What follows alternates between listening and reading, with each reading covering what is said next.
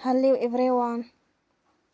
Today we talk about how to fix the app of AccuWeather.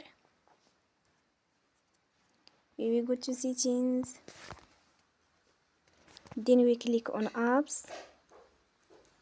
After that we search the app AccuWeather and we click. You will on for stop. After that we go to storage. Then we click on clear cache. In the end, you will turn your Wi-Fi and you will turn again.